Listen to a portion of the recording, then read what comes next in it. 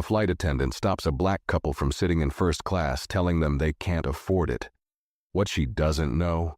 The woman she just humiliated is about to change the entire airline, and nothing will ever be the same again. Before we start the story, comment below where in the world you're watching from today. And if you enjoy stories like this, don't forget to subscribe and turn on the bell icon so you never miss a new one. The first-class cabin had a soft golden glow as the evening flight prepared for takeoff. Most passengers were already seated, sipping drinks or scrolling through their phones. The overhead bins clicked shut one by one as a few last travelers entered. Among them walked a black couple, Morris Ellington and his wife, Raina Ellington, moving slowly down the aisle. Raina held her coat close around her, her steps careful, uneven, as if her hip had been bothering her. Morris walked slightly ahead, helping her past a narrow row and toward seats 1A and 1B. He didn't speak much, only nodded politely to other passengers who glanced their way. Raina's eyes scanned the luxurious cabin, wide seats, folded linens, menus tucked neatly beside champagne glasses. It was her first time flying this way. Just as Morris was lifting her small carry-on into the overhead bin, a voice cut through the calm. "Excuse me," said Chloe, a young flight attendant in her early 30s with a bright red lip and an expression that didn't match it. "First class is reserved for premium guests only." Morris turned calmly, Raina still lowering herself into the wide leather seat. "Yes," he said, "we're aware." Chloe blinked, then stepped forward, scanning their modest clothes, Raina's plain cardigan and old leather bag, Morris's sweater with a threadbare cuff. She didn't even glance at the boarding passes. "I'm going to need to verify your seats. Could you both please step into the aisle?" Raina looked up, startled. "Is there a problem?" Chloe's smile was thin. "It's just a quick check, ma'am." Morris reached into his coat and handed her the tickets without a word. Chloe took them, eyes narrowing as she looked them over. She stood in silence a few moments too long before giving a small laugh that didn't sound real. "I'll have to call the gate just to confirm. Please stay right here." The cabin had quieted slightly. A few nearby passengers were now watching with raised brows, the soft clink of glasses replaced by the hush of awkward interest. Raina's fingers tightened around her purse. She spoke quietly to Morris. "I knew we should have just booked coach." Morris kept his eyes forward. "You've earned better than that. Don't let her make you feel small." From her station near the galley, Chloe whispered to her fellow attendant, Tessa, a woman in her late 40s who'd been folding service napkins. "They're in 1A and 1B, Chloe said under her breath. "No way they actually paid for those seats." Tessa didn't answer right away. Her eyes flicked toward the front of the plane. "You sure you want to make assumptions like that?" Chloe scoffed. "It's not an assumption, it's experience." Back at the seats, Raina shifted in place, uncomfortable with everyone staring. "I don't want trouble," she whispered to her husband. Morris gave her hand a light squeeze. "There's no trouble," he said. "She just hasn't recognized you yet." Raina blinked. "Recognize me?" He nodded slightly, then leaned back in his seat. "Let's just enjoy the flight, Mrs. Ellington." Raina's confusion deepened, but before she could ask more, Chloe returned with a stiffer posture than before and a forced smile tugging at her lips. She was holding the boarding passes, but her confidence from earlier had started to crack. Chloe stood frozen for a moment, the boarding passes tight in her hand. Her eyes darted toward the galley where Tessa had returned without saying much. When Chloe finally stepped forward again, her voice lacked the sharpness it held earlier. Your tickets are confirmed," she said flatly. "But I'll still need to check with the lead crew member. There's a small seating irregularity." Morris looked at her, expression unreadable. "Our seats are clearly printed," he said calmly. "Unless the aircraft changed models in the last 10 minutes, there's no irregularity." Chloe ignored the comment and turned sharply on her heel, heading to the front of the cabin. Her steps were quicker now, less confident. Passengers in rows nearby leaned subtly to the side, pretending not to listen. But they were. Raina shifted in her seat, her voice low. "Why do you keep saying she hasn't recognized me?" Morris smiled, looking straight ahead. Because she hasn't. Raina stared at him. I'm not famous, Morris. I've spent 20 years working behind a desk. No one recognizes someone like me. He glanced at her, and for a moment, his expression softened. Not yet, he said. At the front of the cabin, Chloe approached the lead flight attendant, Doug, a tall man with gray temples and a clipboard in hand. He had been reviewing meal assignments but paused when Chloe tugged at his sleeve. There's a situation in 1A and 1B, she muttered. I think there's been a mistake. Doug frowned. You confirmed the tickets? They look real, but it's just... Something's off, she insisted. They don't look like first-class travelers. Doug narrowed his eyes. You didn't just say that. I mean, come on, Chloe whispered. They walked in like they just came from the bus stop. Doug snapped the clipboard shut. If they have valid tickets, it's not your place to judge anything else. Go get the names and I'll double-check the system myself. Reluctantly, Chloe returned to the couple. Sir, ma'am, I'll just need your names again. Morris took a slow breath. Morris Ellington, he said. Raina hesitated but added quietly, Rena Ellington. Chloe's pen froze midair.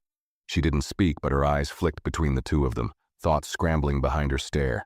Then without a word she turned and nearly ran back to the front. Doug was already typing furiously into the airline manifest system. When he reached the reservation note attached to seat 1A, his fingers stopped. Then he scrolled down. He blinked, leaned back, and said, more to himself than anyone else, well, now that changes everything. Chloe leaned over Doug's shoulder, trying to read the screen. What did it say? She asked, breath short. Doug didn't answer right away. He scrolled further, his expression tightening. Then, in a tone much quieter than before, he said, Primary investor. Executive level clearance. Full discretion authorization. He glanced at Chloe. Morris Ellington is on our board. Chloe's face went pale. Our board?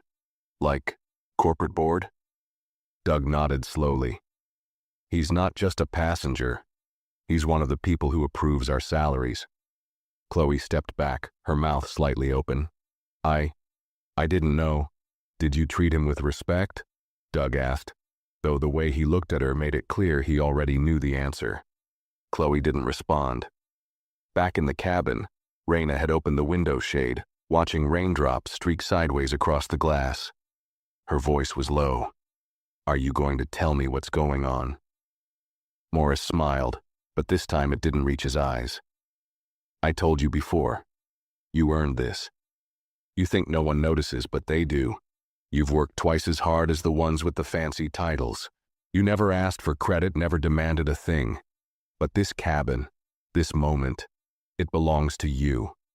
Raina looked at him with confusion and affection. What does that have to do with the flight attendant acting like we wandered in from the alley? Morris sighed. Because when someone spent their life stepping over people like you, they don't know how to act when one of them owns the ground. Before she could reply, Doug appeared at the front of the cabin. He walked directly to their row, posture straight, tone respectful. Mr. Ellington, Mrs. Ellington, I want to personally welcome you aboard. If there's anything you need during this flight, don't hesitate to let me know. Raina blinked. You seem surprised. Doug smiled tightly. Surprised, no. Reminded? Yes. Then with a polite nod, he turned back toward the galley. Chloe watched from the side, frozen in place. Her stomach dropped when she saw Doug give her the smallest shake of the head. Quiet, disappointed, final. She stepped forward a few minutes later, her voice softer now. Mr. Ellington, I'd like to apologize. I didn't realize. Morris looked at her evenly. You didn't need to realize who I was. You only needed to treat my wife with dignity. He leaned forward slightly. But you failed. Twice. Raina remained quiet, eyes focused on the clouds outside the window. Chloe nodded quickly and stepped away, her hands clenched. For the first time in years, she felt like she didn't belong where she stood. For the next several minutes, the cabin settled into a strange stillness. The usual clinking of glasses and polite chatter was replaced with something quieter. Uneasy glances, whispered questions, and passengers stealing looks at the couple in 1A and 1B. It wasn't the kind of attention Raina was used to. She wasn't wearing designer clothes, and she didn't carry herself like someone used to being noticed. But now, they all saw her, and she wasn't sure how to feel about it. Morris sat upright, calm as ever, with one leg crossed over the other. He reached into his leather satchel and pulled out a slim folder, reviewing documents with quiet focus. He looked more like someone preparing for a board meeting than someone who had just been insulted 10 minutes ago. Raina leaned closer to him, her voice barely above a whisper. "Why didn't you tell me you were part of their board?" "I didn't think it mattered for a vacation," he replied, flipping a page. "And it doesn't, not to me." "But it would have stopped her from embarrassing us," she said. Morris shook his head gently. "Then she wouldn't have shown who she really was." Raina leaned back again, lips pressed together, her thoughts racing. She thought about all the times in her life she'd stayed silent in uncomfortable situations, on buses, in offices, at dinners. She'd grown used to it. But now, something about the way Chloe had stared at them as if they didn't belong. It struck a different nerve. This wasn't just another moment to swallow. Chloe remained near the galley, pretending to check equipment, but her hands trembled slightly. Every movement felt heavier now, every instruction from Doug echoing a little louder. When she tried to offer a drink to the passenger in 1C, her voice cracked, and her hand shook just enough for the cup to rattle against the tray. Doug came to her side, whispering just loud enough for her to hear. "I suggest you keep your head down for the rest of this flight." Chloe's eyes darted to Raina, who was now sipping from a glass of water, her face unreadable. "I didn't mean any harm," she whispered. "I was just doing my job." Doug gave her a flat look. "Then maybe it's time you learn what your job actually is." Back in their seats, Raina finally turned to Morris with a harder look in her eyes. "I know you didn't come here to make a point," she said slowly, "but if this flight's going to teach someone a lesson, I don't want it to end with silence." He raised his eyebrows. "You want to speak up?" She nodded. "I think I have to." Morris gave a slow, proud smile and folded his papers.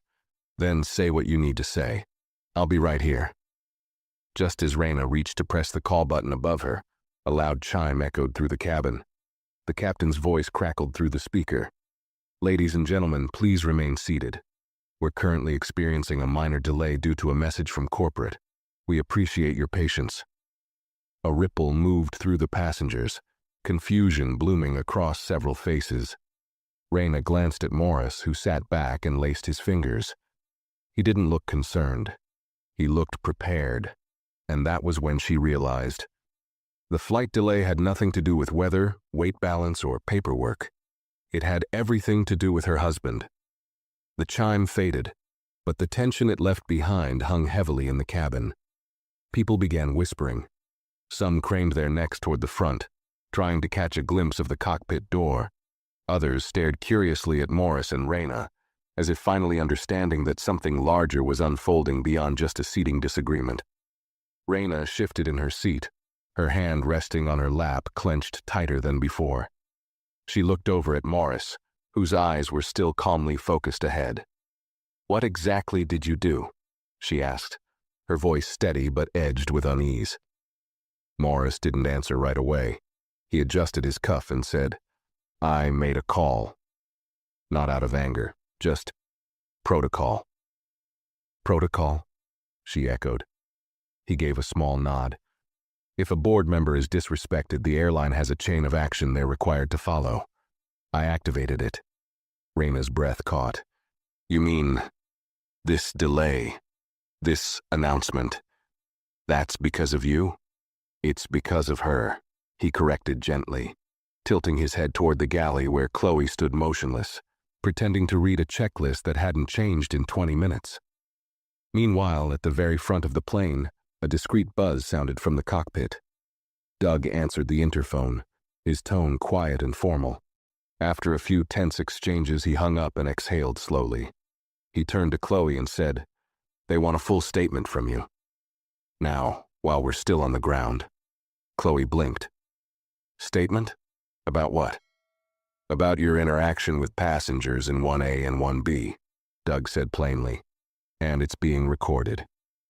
Chloe's mouth went dry. They didn't say anything to me. You don't need a complaint when the person you offended is part of the company's decision-making circle. Doug cut in. They're watching the flight logs. You're part of the flight logs. Every note, every seat change, every delay. Chloe looked like the walls were closing in. Back in first class, Raina stared at the floor for a long time. She'd spent so many years learning how to shrink herself in situations like this, moments when dignity was challenged, but the easiest option was silence. But now, the silence felt like betrayal, not just to herself, but to every person who had ever been treated like she had. She sat up straighter, pressed the call button, and waited. Doug returned, clipboard in hand, composed as always. Mrs. Ellington? He asked. I'd like to speak to the flight supervisor when we land, she said, and someone from the airline's executive office. Not about the seats, about the culture on your flights. Doug gave a respectful nod. I can arrange that. And I want it in writing, she added, her voice firmer now. This isn't about punishing someone. It's about making sure it doesn't keep happening. From behind, a quiet voice interrupted. I really am sorry. It was Chloe, standing a few feet away, hands clasped in front of her, face pale. I know it doesn't fix anything, but I wasn't trying to be disrespectful. Raina turned to her, her gaze steady. That's the thing. You didn't have to try. Chloe's mouth opened, then closed again. For once, she had no reply. Morris watched the moment in silence, letting his wife take the lead. He saw something new in her, a strength that had been there all along, now finally rising. And as Raina turned back in her seat, calm but resolute, the hum of the engines grew louder. The plane began to taxi slowly toward the runway. Whatever delay had been necessary, it was done now. But Raina knew this wasn't the end of anything. It was only the beginning. The plane lifted off the runway with a gentle jolt, and the faint roar of the engines filled the cabin as they climbed into the sky. Raina watched the lights of the city shrink below her, her hand resting lightly on the armrest between her and Morris. Her breathing was steady now, but her thoughts moved quickly, faster than the aircraft itself. She wasn't used to this feeling. Not just the guiltless presence in first class, but the shift, the sudden power of being seen, not for what she wore or how softly she spoke, but for the truth that had always been buried under decades of restraint. She wasn't angry anymore. She was awake. Morris leaned over, placing a hand over hers. I meant what I said earlier, he said. You earned this seat, and not because of my name on a document. Raina didn't smile. I didn't ask to teach anyone a lesson. I know, he replied, but you did anyway. Just then Doug returned, his tone calm and professional as ever.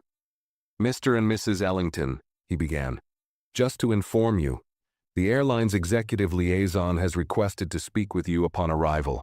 A conference room has been arranged at the terminal. Morris nodded without hesitation. We'll be there.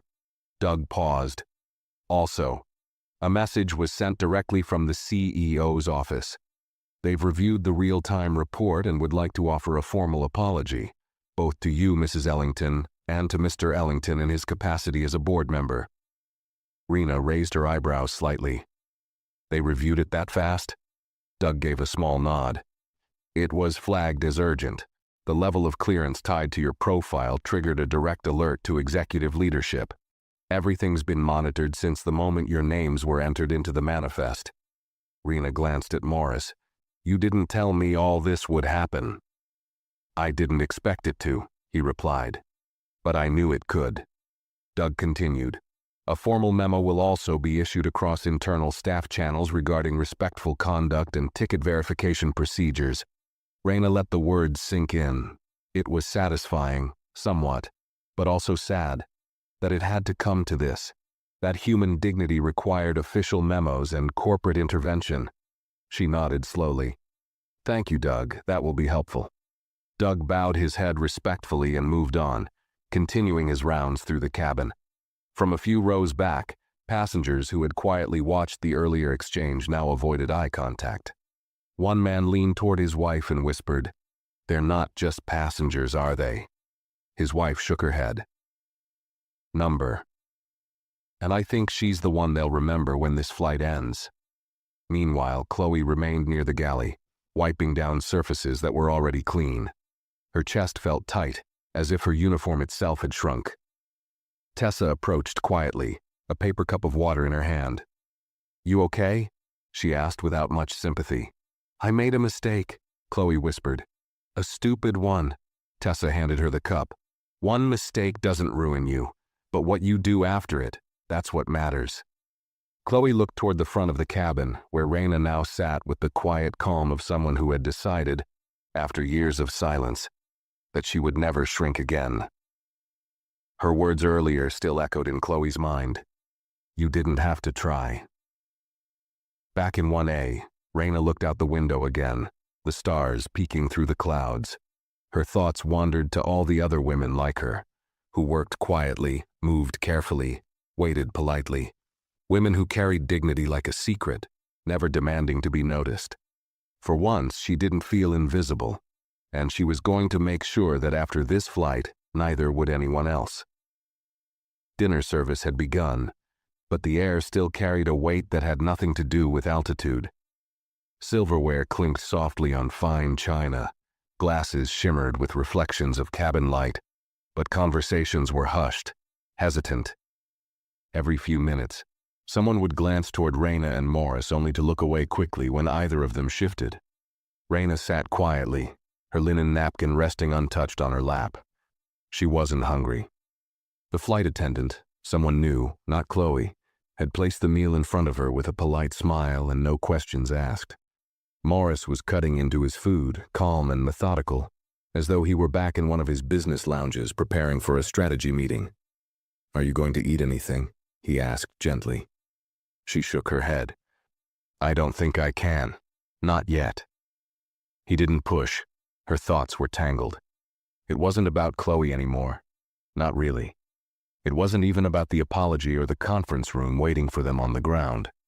It was the realization that this moment, this strange, frozen place in the sky, had changed something inside her. She wasn't who she was when she walked onto this flight. Something had cracked open, and yet guilt crept in. "I didn't mean for her to be humiliated," Raina said, voice low. Morris looked over, fork paused in midair.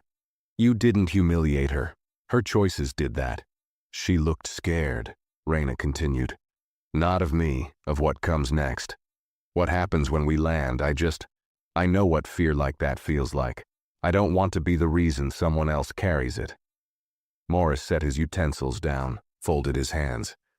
"Do you know what else fear looks like? It looks like you every time you've walked into a boardroom and wondered if you'd be dismissed. It looks like you biting your tongue when someone interrupted your ideas. And it looks like you, Raina, choosing silence over discomfort. For years." She looked at him, eyes stinging. "You didn't create her fear," he said softly. "You just stopped carrying yours." Across the cabin, Chloe remained near the service curtain, out of view. She hadn't touched her crew meal. Every time she closed her eyes, she saw Raina's face. Not angry, not loud, just honest. And that honesty had done something Chloe couldn't shake. It exposed how shallow her understanding of people really was, the way she'd looked through them instead of at them. Tessa came by again, this time with a folded note. "It's from Doug," she said, slipping it into Chloe's hand. She opened it slowly. "Final review of today's log has been marked. You'll be expected to meet with internal affairs the moment we land. Cooperate fully. Keep quiet. Be respectful. This is still your job to lose." Chloe folded the paper back up, her hands trembling. She wasn't sure what she feared more, losing her career, or being remembered as the woman who looked at dignity and didn't recognize it. Meanwhile, the cabin darkened slightly as lights dimmed for rest. Passengers adjusted pillows, some pulling on sleep masks. Raina didn't move. Her eyes stayed wide open, watching the clouds float past her window. Morris reached over and gently closed the lid of her tray. "Get some rest," he whispered. "You're going to need it." She turned toward him. "Do you think they'll actually listen in that conference room?" "They'll have to," he said. "You won't be the woman they expected." Raina leaned back into her seat, her head against the soft leather. And for the first time in a long time, she wasn't shrinking into silence. She was gathering herself for something bigger. The cabin grew quiet as the flight settled into cruise mode. Overhead lights dimmed to a soft amber glow, and the hum of the engines created a gentle backdrop for rest. But neither Morris nor Raina closed their eyes. Sleep would not come. Not tonight. Raina stared at the back of the seat in front of her, her thoughts loud against the hush. She could still feel Chloe's voice in her bones, that sharp-edged tone from earlier. "First class is for premium guests only." It wasn't the words that hurt. It was the certainty behind them. The certainty that Raina didn't belong. She didn't want revenge. She wasn't angry the way people assumed angry looked. She just couldn't let the moment pass into silence like all the others in her life. Something about it felt final, like the end of the old version of herself. Morris gently opened his laptop and began typing with practiced precision. Raina glanced sideways, curious. "You working?" He didn't look up. "Just drafting something." "For who?" He paused for a beat. "The board." She turned toward him. "About the flight?" "About everything," he said. "What happened tonight? It's not just a one-off. It's a reflection of something that's been brewing inside this company for years. You've seen it in your office, too. Unwritten rules, quiet discrimination, low expectations dressed up as procedure." Raina gave a faint nod. "It's everywhere." Morris continued typing. "I'm recommending a structural change. Mandatory inclusion training, third-party oversight, anonymous passenger feedback audits, and something new." Raina raised an eyebrow. "New?" He looked at her now. "A passenger advocate role, someone on every long-haul flight trained specifically to handle bias-related concerns before they turn into lawsuits or headlines." Raina blinked. "You're going to create that just because of this flight?" "Not just because of this flight," Morris said quietly, "because I should have done it years ago. But tonight made it personal." She leaned back in her seat, absorbing the weight of it all. The way her husband's mind worked always amazed her. Not just decisive, but strategic. Not just outraged, but solution-focused. But her silence lingered. Something inside her still wrestled with the thought of Chloe standing in that galley, knowing that fear, too. "I want her to be held accountable," Raina said slowly. "But I also want her to understand. Not because of what I am, but because of what she almost destroyed."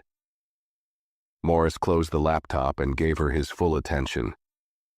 "You want to speak to her before we land?" She hesitated, then nodded. "Yes, but not while everyone's watching. I need her to hear me. And not the version of me she made up in her head." Morris motioned to the call button, but before he could press it, Tessa appeared quietly, almost as if she'd been waiting. "I can give you a moment with her," she said, her voice calm. "I think she's ready to listen." Raina rose from her seat slowly. Her legs felt heavier than before, as if the truth she carried was something she physically bore now. Tessa led her to the galley, drawing back the privacy curtain. Chloe stood inside, back to the wall, arms folded. She looked up when they entered, eyes wide and unsure. Raina said nothing at first. She looked at the girl, because that's what she was, really, despite the uniform. Someone young, inexperienced, and clinging to a power she didn't yet understand. Chloe's lip quivered slightly, but she didn't speak. "You saw my face," Raina began, voice level. "And you made a decision. You decided what kind of person I was, not based on anything I said or did, just on what I looked like." Chloe opened her mouth. Raina raised a hand. Let me finish. Chloe nodded quickly, biting her lip. You embarrassed me. You embarrassed my husband. But more than that, you embarrassed yourself. Because you thought being polite was optional. You thought that professionalism only belonged to people who looked the part. She took a step closer. And now you've found out that the part isn't what you thought it was. Chloe's eyes welled with tears. I swear, I didn't mean— I know, Raina interrupted. And that's what hurts the most. You didn't mean to hurt me. You just didn't think I mattered enough for your care to apply. Silence fell between them.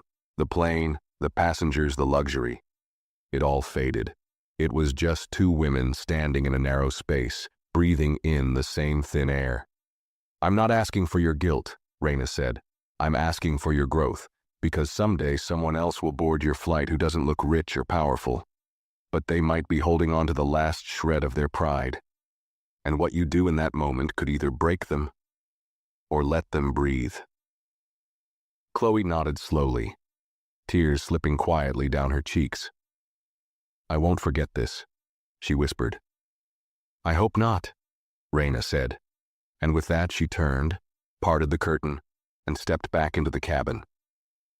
When she sat down beside Morris, she let out a long breath. She wasn't shaking anymore.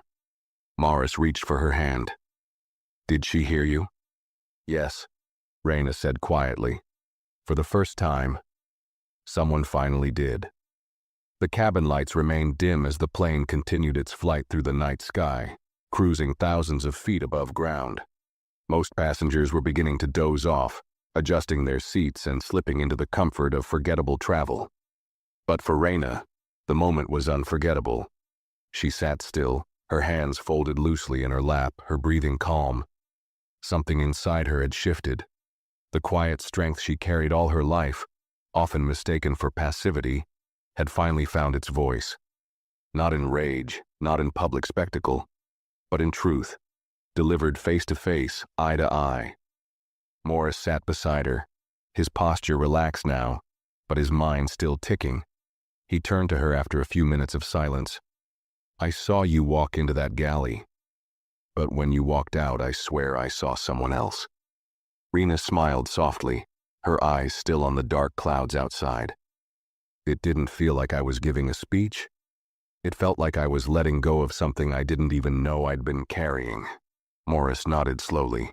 You didn't raise your voice, but you shook the entire flight. Further back in the cabin, Chloe sat alone in the crew seat near the rear.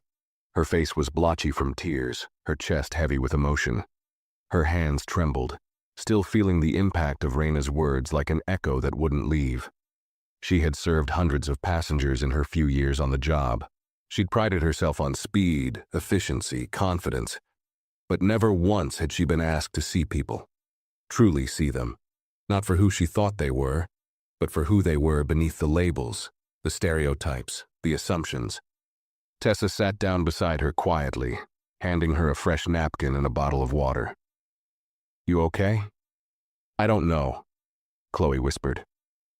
That's good, Tessa said. Means you're not numb anymore. I messed up, Chloe muttered. Yeah, Tessa said plainly. But you faced it. That's a start. Most don't. Chloe clutched the napkin tightly, still staring at the floor. Don't think this ends when we land, Tessa added. That woman, she didn't just forgive you. She educated you. Now you have to decide what you do with that. Chloe nodded once, the truth landing like a weight she now chose to carry. Back in first class, the mood was shifting too. Word had spread quietly among the flight crew that the Ellingtons were not only flying first class legitimately, but that Morris was a powerful shareholder, and Raina, a woman the airline's executive team had never personally met, was now being spoken of in hushed tones by cabin staff as the one who turned the plane around without even standing up. Doug returned to their row with a folded envelope. Mr. Ellington, Mrs. Ellington, he said, clearing his throat. The CEO's office has sent this message through satellite link. It's encrypted for privacy, but the contents are viewable now. Morris took the envelope, opened it, and read silently while Raina watched him closely. After a moment, he passed it to her. To Mr. and Mrs. Ellington, we deeply regret the treatment you experienced aboard Flight 417. We recognize that an apology cannot erase the hurt caused by our employees' actions. However, your courage in addressing this matter with grace and dignity has prompted a formal review of all in-flight service conduct standards. Effective immediately, a full audit of our staff training and evaluation protocols will be conducted. We are also initiating a new advisory board for cultural equity and inclusion, on which we respectfully invite you, Mrs. Ellington, to serve. You are not just passengers today. You are catalysts for long overdue change. With respect, Russell D. Herron, Chief Executive Officer Raina, stared at the letter, stunned. They want me to sit on their advisory board?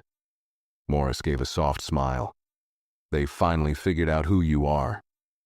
But I'm not a speaker, Morris. I've never led anything like that. I don't even know if I belong at that table.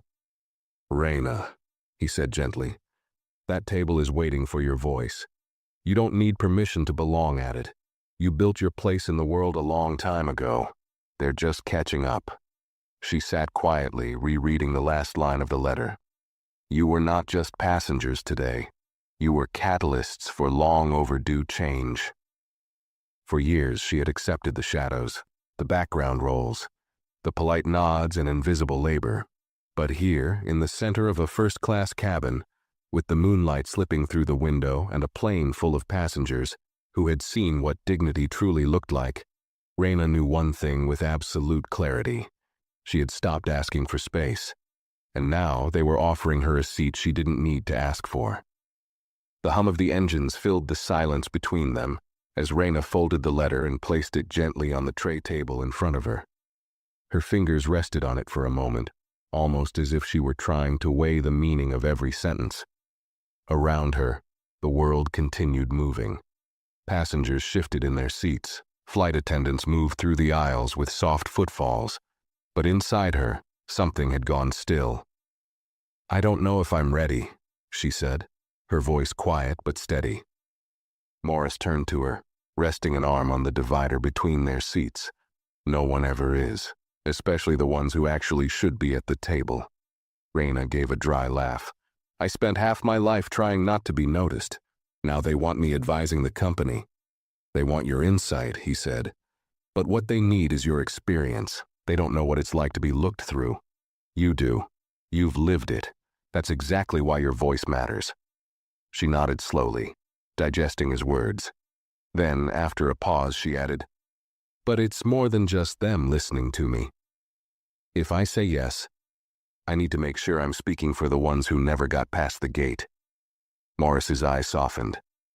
And that's why you'll do it better than anyone. A soft knock interrupted their conversation. Tessa stood there, holding a sealed silver folder with the airline's insignia on the front. She handed it to Raina with a respectful nod. It's from the in-flight supervisor, she said. It includes the initial notes of today's incident and a formal statement request from corporate. They said to give it directly to you, not your husband. Raina blinked. Me? Tessa smiled. Yes, ma'am, you're the point of contact now. Raina took the folder, the metal seal cool beneath her fingertips. She watched Tessa walk away, then looked at Morris. How did we get here? From being asked to step aside to this? Morris leaned back, folding his arms. We didn't move, the world just caught up. At the rear of the plane, Chloe had changed into her spare uniform top, her previous one stained with spilled coffee and sweat. She sat quietly, waiting for Doug, who had gone to retrieve the rest of her incident paperwork. The weight of what was coming sat on her shoulders like an anchor. She thought about what Raina had said, not just the words, but the calm behind them. The grace in not demanding her job, but in showing her a mirror she couldn't look away from. When Doug returned, he placed the file on her lap. Read it carefully. You'll need to sign it when we land. HR wants everything documented before your next shift is scheduled. Chloe didn't ask what that meant. She already knew. Doug hesitated, then added, You've got two choices, Chloe. You can write this off as bad luck and defend yourself the way most do. Or you can face the fact that you treated someone like they were invisible and got reminded they weren't. Chloe looked up, her eyes red. She didn't scream at me. She didn't insult me. She didn't need to, Doug said. Some lessons don't come through shouting. Back in first class, Raina slowly opened the silver folder. The documents were printed in sharp, neat font. Log summaries, timestamps, staff comments, and an unsigned apology letter drafted for her review. Her name was at the top in bold. Raina Ellington, advisory nominee, formal passenger incident review recipient. It was the first time her name had ever stood alone in official airline correspondence. Not as someone's spouse, not as a background name on a reservation, but as the center. "I need a pen," she said suddenly. Morris pulled one from his jacket pocket, handing it to her with a smile. Blue ink, the official kind.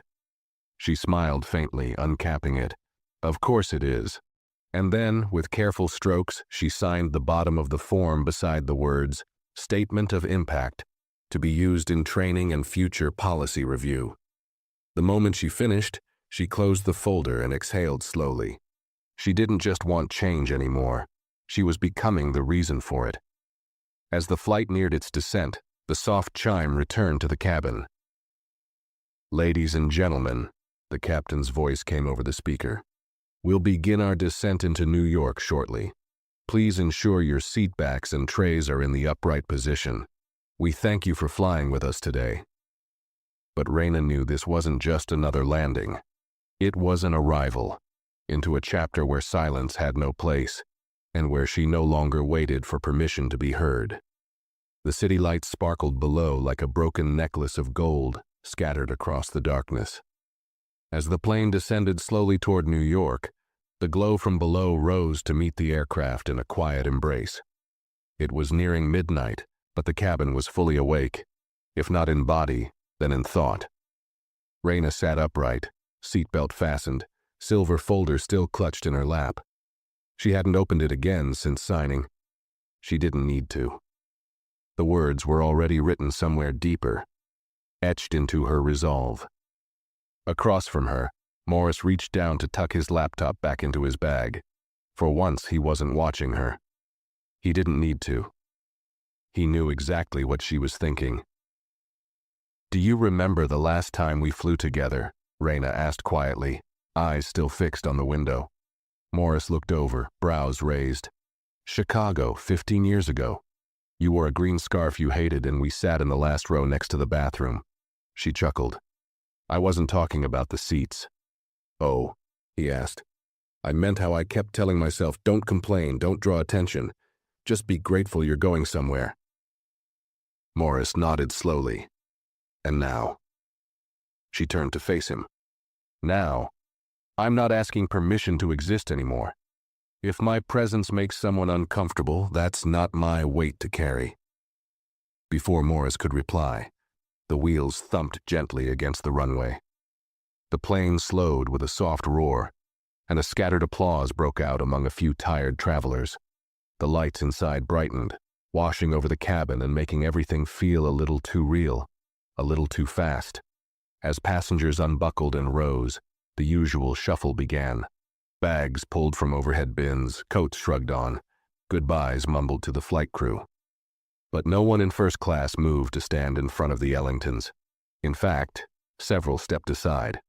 It wasn't out of fear. It was something else, something rare on airplanes. It was respect. Doug appeared again, voice low and precise. "The conference room is ready. Corporate liaison is waiting near gate 4. Security has been notified to give you a clear path through." Raina stood, smoothing her blouse as she did. "I don't need security, just space." Doug nodded. "You'll have it." As they walked slowly toward the exit, the other first-class passengers parted. No clapping, no words, just an unmistakable shift in posture, as if the cabin itself had become aware that someone important had just passed through. Not famous, not flashy, but significant in a way few people ever truly are. At the aircraft door, Chloe stood beside Tessa, hands folded, her uniform pressed but her shoulders sagging with the weight of the evening. When Raina reached her, Chloe spoke without prompting. "I've prepared a written statement," she said, her voice raw. "And I'm submitting myself for retraining, whatever it takes. I know I crossed a line tonight, and I need to fix what's in me that let it happen." Raina looked at her for a long moment. "Then let it start here," she said. "Don't fix it for me. Fix it for the next person who walks in and doesn't look the way you expect." Chloe's eyes filled again, but she nodded. "Yes, ma'am." Raina stepped off the plane, not looking back. The airport terminal was quiet, almost eerie in the late hour. Two representatives from the airline's executive team waited near a small cluster of chairs marked "Reserved, Internal Use Only." One of them, a tall woman in a navy blazer with a headset still clipped to her ear, stepped forward. "Mrs. Ellington, Mr. Ellington, thank you for your time. We've arranged a private meeting room. The CEO will join by secure video link. He's waiting for your input directly." Morris offered a polite nod but said nothing. Raina answered instead. "We'll give you what you need," she said, "but I want this conversation recorded, and I want my conditions documented." The woman blinked, caught off guard, then quickly recovered. "Of course. We'll start with a transcript." Raina walked forward, her pace firm but unhurried. No limp now. No hesitation. Morris followed just behind her, briefcase in hand, his eyes never leaving her. As they approached the glass-walled conference room, a younger staffer inside rushed to tidy up the table. Water bottles straightened, digital tablet connected to a monitor. The CEO's face already glowed faintly on the screen, awaiting their arrival. Raina paused before stepping in. She looked over her shoulder once, back toward the plane they had just exited. A place that once threatened to shrink her had now become the stage for her transformation. She took a deep breath and stepped inside. She wasn't just there to speak anymore. She was there to lead. The conference room was cold, not uncomfortably so, but enough to notice. Its walls were glass on three sides, overlooking the sleeping gates and dim walkways of the terminal. In the center of the room was a long, black table, polished so clean it reflected the ceiling lights like a mirror. At the head of the table, a sleek monitor displayed the airline's CEO, Russell Harron, mid-50s, silver-haired, composed. His corporate smile carefully replaced with a more somber expression tonight. Raina and Morris entered together, side by side. The moment they stepped in, the room quieted. The executive liaison, the assistant with the tablet, and the silent HR observer all stood in place, waiting. Not out of protocol, but out of something closer to caution. The balance of power had shifted before the meeting even began. Russell adjusted his earpiece and nodded into the camera. "Mrs. Ellington, Mr. Ellington, thank you for agreeing to speak tonight. I understand this hour is late." Raina took the nearest chair but didn't sit. Her voice was clear. "Respect doesn't follow a clock, Mr. Harron. It either exists or it doesn't." He nodded again, a flicker of discomfort crossing his face. "Point taken." Morris placed the silver folder down on the table, sliding it forward. "You've read this, I assume?" "We have," Russell confirmed. "I also want you to know I personally rewrote the apology statement we issued. I didn't want it filtered through PR. Your experience deserves more than hollow language." Raina finally sat, folding her hands in front of her. "I've read your apology. What I haven't seen yet is your plan." The room tensed. Russell leaned forward. "We've initiated a 3-tier response. 1. Immediate suspension of the staff member involved, followed by mandatory retraining. 2. Full review of current staff behavior policies. 3. Formation of an advisory board focused on equity and passenger treatment. I'd like you to chair it, Mrs. Ellington." She didn't respond immediately. Instead, she studied his face through the screen. He looked tired, but not in a way that invited sympathy. More like a man cornered by the consequences of his own culture. "You want me to help you repair what your company's been getting wrong for years," she said. Russell didn't flinch. "Yes." "And why now?" she pressed. "Because it was caught? Because it involved a board member, or because you realized for the first time that dignity can't be measured in dollars? There was a pause, the kind that stretches far too long in a room full of executives.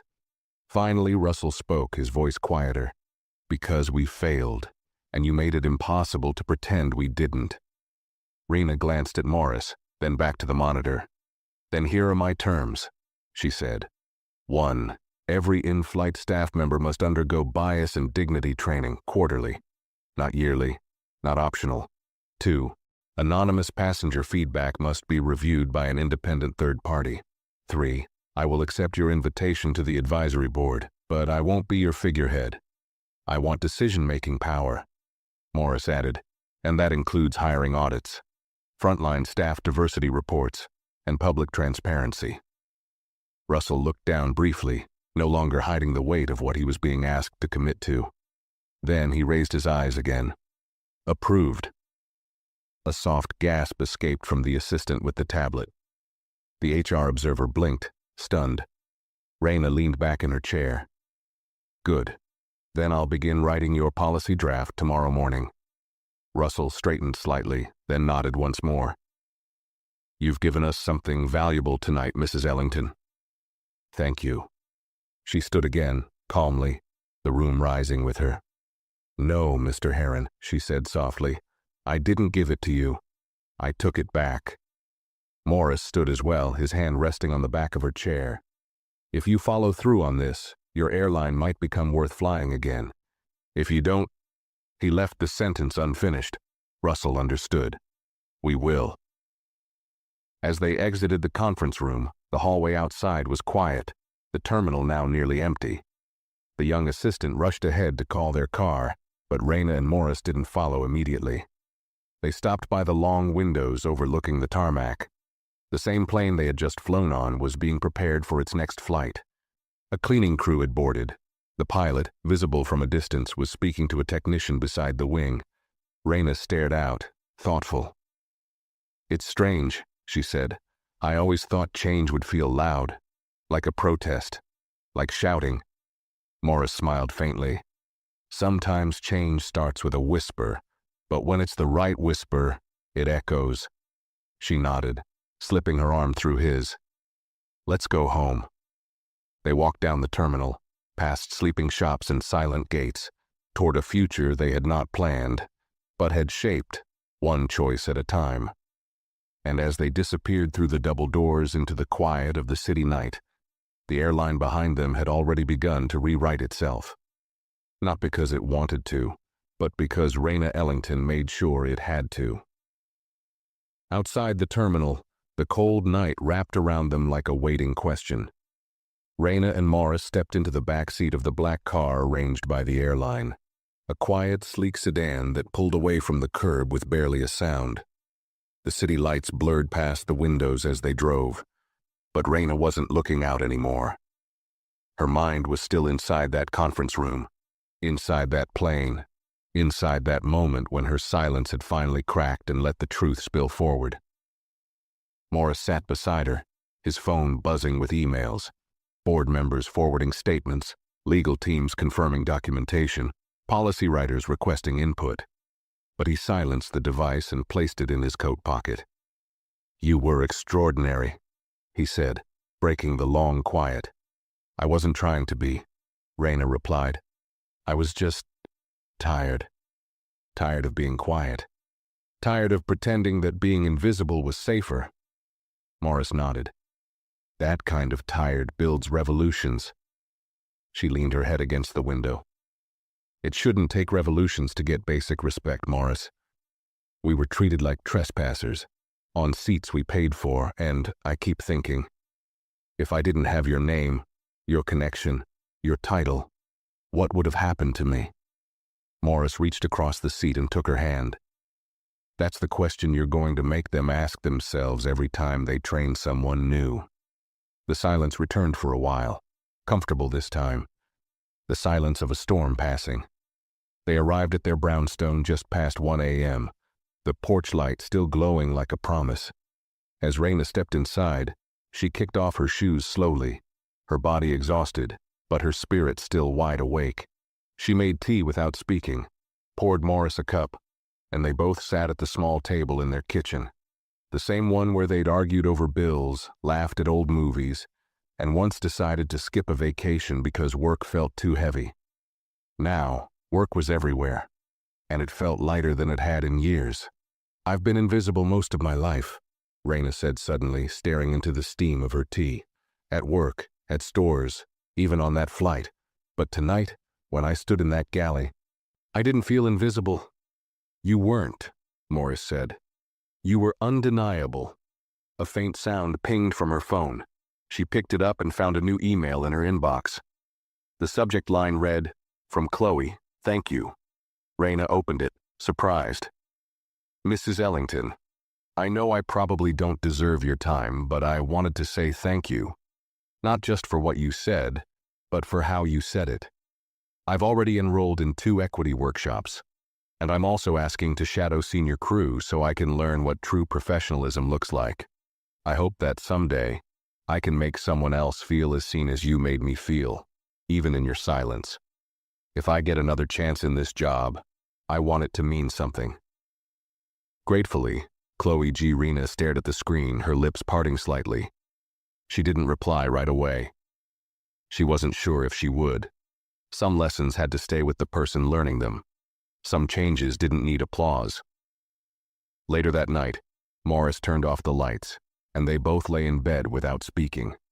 The moonlight crept through the blinds, casting lines across the wall, thin, sharp, soft. Raina whispered into the dark, "Do you think this is really going to last?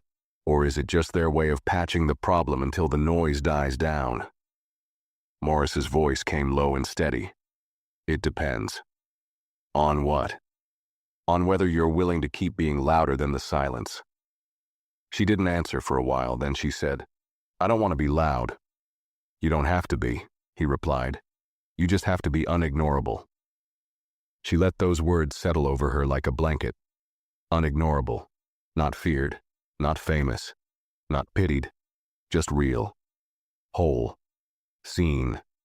As sleep finally came to take her, Raina carried with her a truth more powerful than any speech she'd ever make in a boardroom. Dignity doesn't beg to be noticed. It changes the room by refusing to leave quietly. And Raina Ellington had no intention of leaving quietly again. The sun crept into the city the next morning without fanfare, light bleeding softly through narrow alleyways, stretching across rooftops, glinting on the glass of high-rise windows. Inside the Ellington home, the stillness lingered a little longer than usual. There were no alarms, no rush to meetings, no coffee spilled during a last-minute dash to beat traffic. Instead, there was quiet. Earned, deep quiet. Raina sat at the edge of the bed, already dressed in a dark navy blouse and soft gray slacks.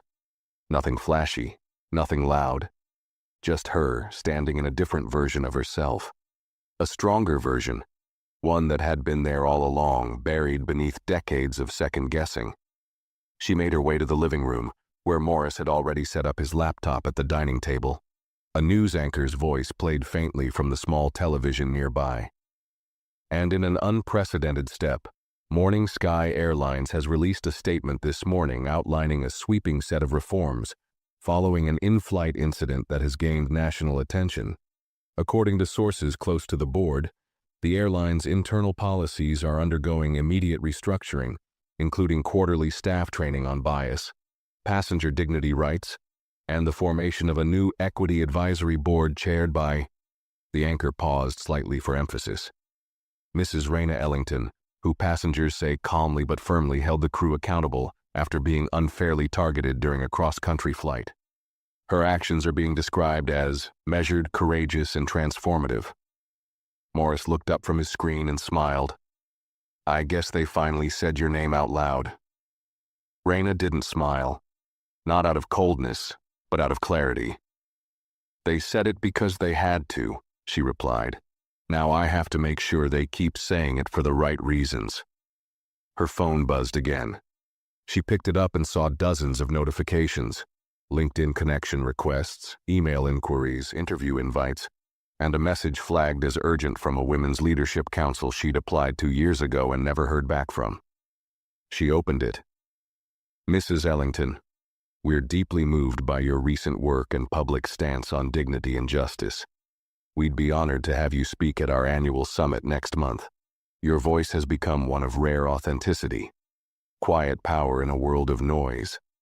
Let us know if you're open to it. Warmly, Dr. Alea Verne, Executive Chair, Voices of Leadership Conference. Raina put the phone down. It's strange, she murmured. They all come now.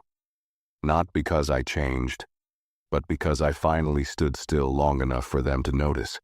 Morris stepped behind her, placing his hands gently on her shoulders. You didn't ask for attention. You demanded presence. That's louder than any speech. She closed her eyes for a moment, breathed in slowly, then exhaled. I'm not done.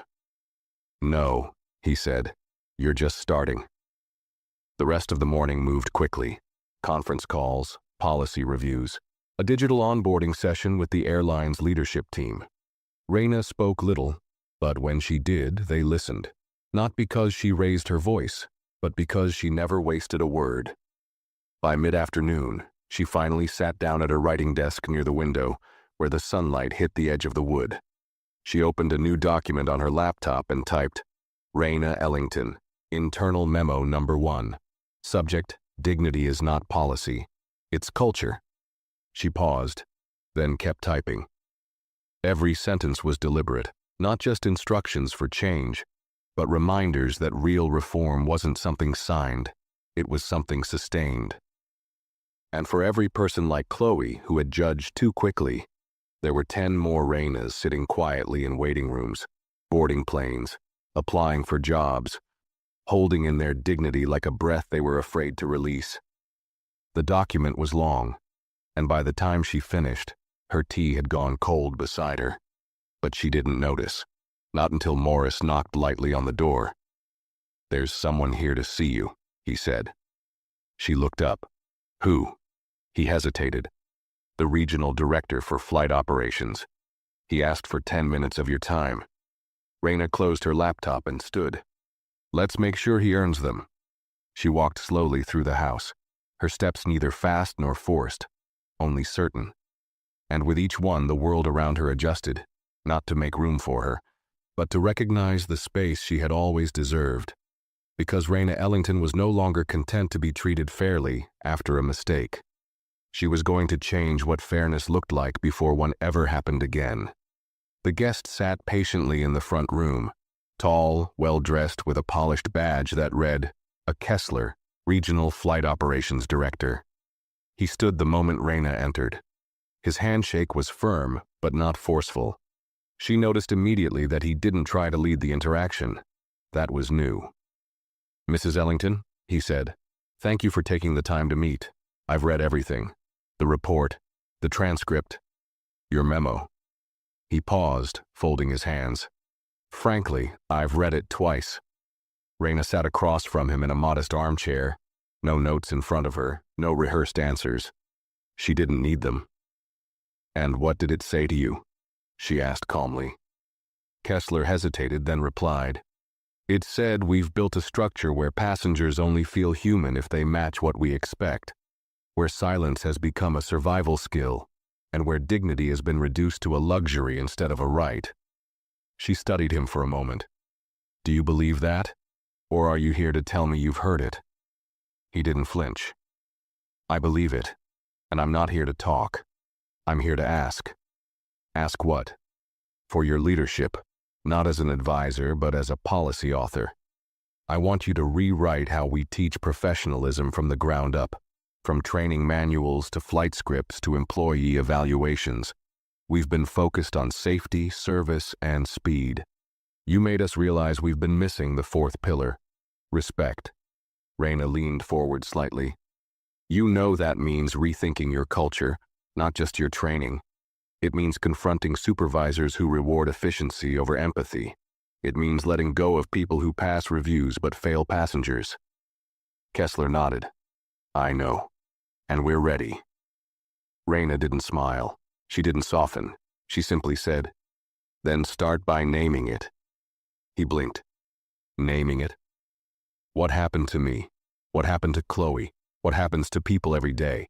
Quiet, subtle erasure. You want to rewrite policy? Start by calling it what it is. Not a misunderstanding, not a misjudgment, bias, disrespect, invisibility. Kessler was quiet, then said softly, "You're right. And after you name it," she continued, "build protections that don't require someone like me to sit in first class for change to happen. Build systems that work even when no one's watching." He exhaled, nodded again, and rose to leave. "We'll draft the new framework based on your recommendations. You'll have full oversight before anything is published." Raina stood as well. "I'll expect a complete copy of every change, and I want sign-off before implementation. If even one sentence is watered down, I walk away." "You'll have it," he said. As he reached the door, he turned one last time. "Mrs. Ellington, what do you want people to remember about this moment 5 years from now?" She thought for a long moment before answering. "I don't care if they remember me," she said. "I care that they remember how it felt to be treated like they belonged, without having to prove it." With that, he left. The door closed quietly behind him. Raina stood alone in the hallway for a moment, staring at nothing, not out of fatigue but reflection. She hadn't set out to become a leader, a figurehead, a voice. She had boarded a flight, that was all. But injustice has a way of waking the sleeping part of people. She returned to her writing desk and reopened her laptop. Emails were still pouring in. Some from media outlets, others from advocacy groups. A few from strangers who had watched the news and recognized something of themselves in her story. One subject line caught her attention. "My name is Darlene. You don't know me, but thank you." Raina opened it. "Mrs. Ellington, I work at a gas station in Georgia. I watched your story on my phone during my break. I've never been on a plane. I don't even know what first class looks like. But when you spoke, it felt like you were standing in front of someone just like me. I've spent years thinking I was only worth what people expected of me. You changed that, so thank you. Not for being brave, but for being unshakable. You made space for all of us." Darlene H. Raina sat back in her chair. Her throat tightened. She stared at the screen, then slowly hit reply. "Darlene, you don't need a plane to know your worth. Keep standing. I'll keep building. There's more space ahead." Raina. She hit send, then stood to pour herself a fresh cup of tea. Outside, the city was beginning to pulse with its usual rhythm. Cars honking, crosswalks blinking, buildings humming with fluorescent energy. But inside her home, Raina moved quietly, centered in her purpose. She had entered that plane as a passenger. She exited it as a force. And from that day forward, no matter where she sat, the world would know. Raina Ellington didn't ask for space. She taught the world how to make room. If you liked this video, make sure to give it a thumbs up. Share your thoughts in the comments. And subscribe to this channel for more powerful stories.